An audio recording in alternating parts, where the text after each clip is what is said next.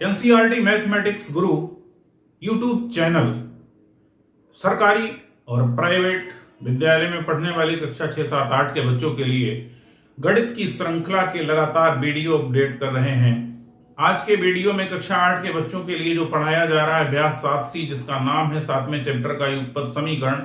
और युगपत समीकरण में आप दो चर राशियों वाले रेखीय समीकरण पढ़ रहे हैं, यानी ऐसे समीकरण पढ़ रहे हैं जिसमें दो चर राशियां a, b, x, y, p, q, दो चर राशियां, लेकिन उनकी कोई घात नहीं है, रेखीय ऐसे समीकरण आप पढ़ रहे हैं। x स्क्वायर वाई स्क्वायर बराबर 9 नहीं है, केवल x प्लस वाई बराबर 9 है, दो चर राशियों वाले। समझ गए ना। पहला सवाल आपके सामने लिखा है, जल्दी से किताब निकालिए, अभ्यास 7C को देखिए। मैं आपको बेहतर तरीके से समझाने का प्रयास कर रहा हूं, आप अच्छे तरीके से समझने का प्रयास कीजिए। आपके पेज नंबर 208 पे पहला सवाल है, एक त्रिभुज के दो कोणों का अनुपात 5:4 है। तो माना त्रिभुज के दो कोण x व y हैं। माना त्रिभुज के दो कोण x व y हैं। अब भाई आप कहिए त्रिभुज में कोण 3 होते हैं, यहां सिर्फ दो कोणों की चर्चा कर रहा है तो हमने सिर्फ दो कोणों को मान लिया। अगर 3 कोण की बात करता तो x y z मान लेते। प्रश्नानुसार सिर्फ इतनी बात पहले हम चल रहे हैं कि दो कोणों का अनुपात x और y 5:4 है। ठीक, पहला कोण अनुपात दूसरा कोण बराबर 5:4, यह प्रश्न के अनुसार है। अब हम करेंगे क्या, x बटे y को 5/4 लिखेंगे। तरीका ये गलत है, लिखा होना, जब हम अनुपात का निशान हटाते हैं तो यहां पर एक कांस्टेंट लगाते हैं, लेकिन ये कांस्टेंट कट जाएगा, इसलिए इसे लिखा नहीं। ठीक है, अब इसकी करेंगे वज्र गुणा, तो होगा क्या, 4x बराबर 5y। y को इधर ले आएंगे, 4x माइनस 5y बराबर 0। बेटा बराबर के इधर y प्लस का था, बराबर के इधर आया तो माइनस का हो गया। समीकरण 1। इतने वाक्य से एक समीकरण बना, दूसरा वाक्य उसके आगे है। यदि उनमें से एक कोण दूसरे कोण से 10 अंश अधिक हो। प्रश्नानुसार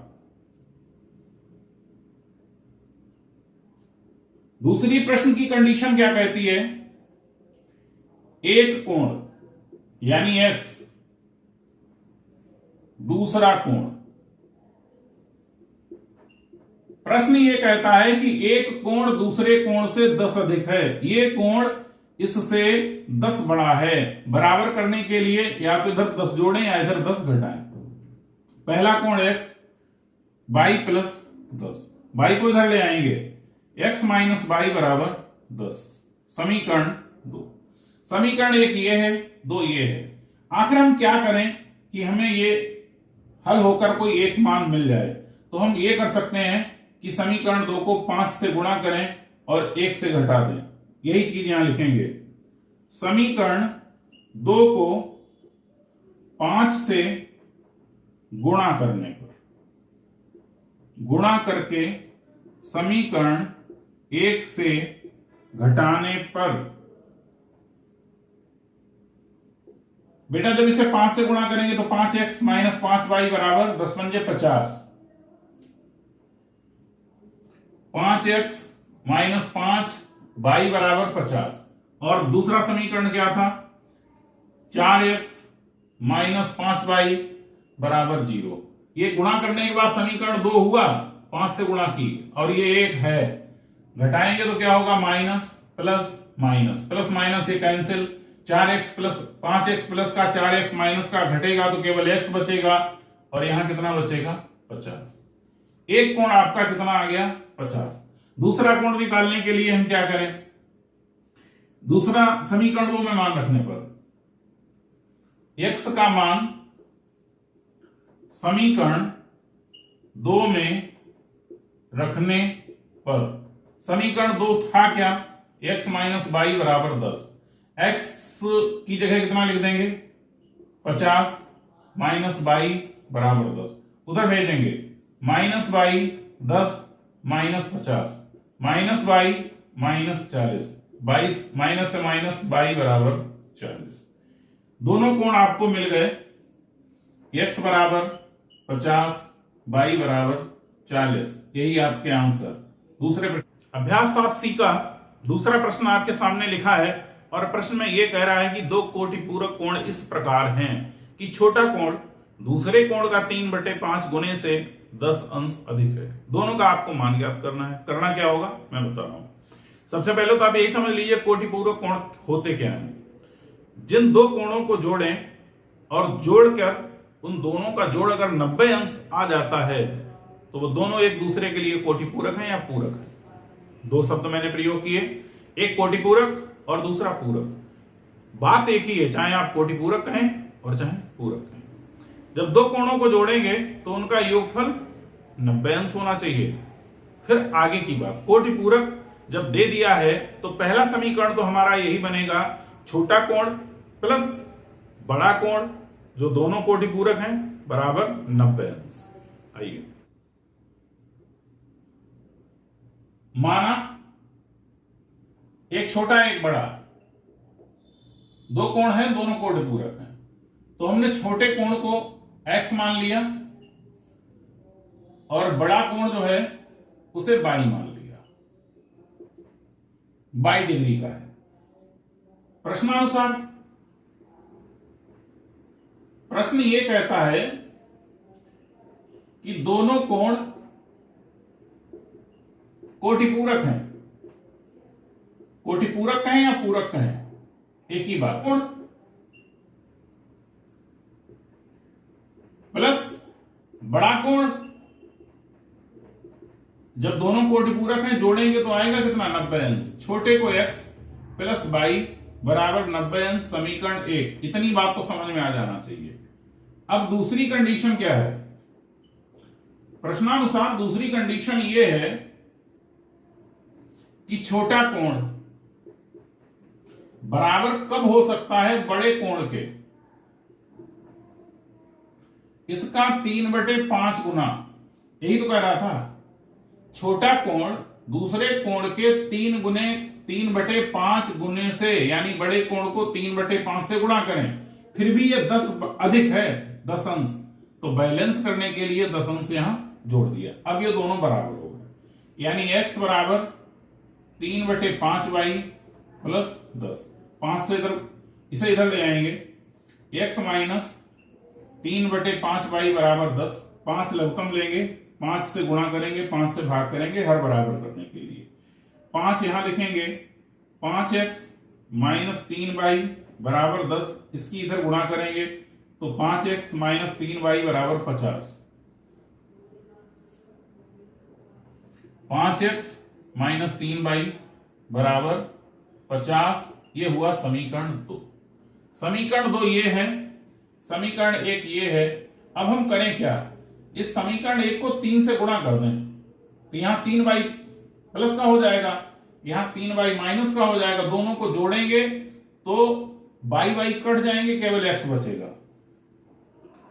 समीकरण 1 को 3 से गुणा करके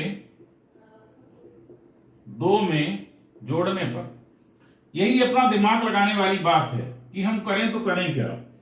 3 से गुणा करेंगे तो 3x प्लस 3 बाई बराबर 9 तियां 27, 270। और ये दिया है आपका 5x माइनस 3 बाई बराबर 50। बात जोड़ने की हुई थी, इन्हें जोड़ेंगे तो ये कैंसिल हो जाएंगे। 5 और 3 8x, 0 7 5 12 के 2 हासिल 32। x बराबर 320 बटे 8, 8 चौक 32, 0। x बराबर आ गया 40 अंश। समीकरण 1 में रखने पर, 1 में रखेंगे तो बाई बराबर आएगा 90 माइनस x, 90 x की वैल्यू 40 बराबर 50, बाई बराबर 50। एक कोण 40 अंश का है और एक कोण 50 अंश का है। छोटा कोण 40 अंश, बड़ा कोण 50 अंश। आंसर है आपके। अभ्यास 7C का तीसरा और अंतिम प्रश्न। इस अभ्यास में सिर्फ 3 क्वेश्चन थे, आपके सामने लिखा है। और आपको इस प्रश्न में क्या बताया गया? ये बताया गया कि त्रिभुज के 3 कोण, कोण AX, कोण B 3x और कोण C 22 डिग्री का है, 22 अंश का है। दूसरा एक रिलेशन दिया है, एक समीकरण भी दिया है। जो दिया है उसे समीकरण 1 मान लेंगे और जो नहीं दिया है उसे बना रहे हैं। आप देखिए, त्रिभुज ABC में तीनों कोण दिए हैं, A B C। किसी भी त्रिभुज के तीनों अंतः कोणों का योगफल 180 अंश होता है। B हम जानते हैं, we know that, हम जानते हैं क्या? कोण A, कोण B, कोण C, तीनों को जोड़ेंगे तो होगा कितना? 180 अंश। कोण A x और ये 3x और ये y कितना है? 180। 3x और 1x जुड़ेगा 4x प्लस y बराबर 180। ये हमारा समीकरण 2। और ये एक समीकरण 1 दिया था, 3y माइनस 5x बराबर 0। क्या करें? y को इसे 3 से गुणा कर दें, 3y हो जाएगा। 3y ये है।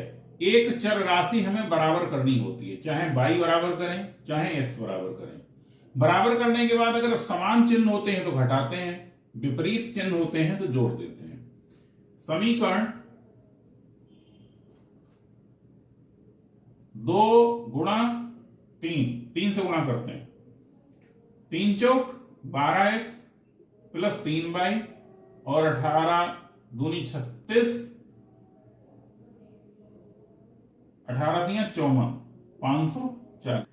जब 3 से गुणा किया तो समीकरण ये बन के तैयार हुआ। अब इसके नीचे लिखते हैं समीकरण है क्या? -5x प्लस 3y बराबर 30 अंश। घटाना है, ये समीकरण 1 है और ये 2 कैसे मिला? जब 3 से गुणा की तब। कितने से गुणा की? घटाएंगे तो ये माइनस, ये प्लस, ये माइनस, ये कैंसिल। 12 और 5 17x, 0 1 5, x बराबर 510 बटे 17, 17 तिया 51, 0 30। x बराबर आ गया 30 अंश। तो ये कितना होगा? 3 गुणा 30 यानी 90 अंश। और तीनों को जोड़ेंगे तो कितना होगा? 180।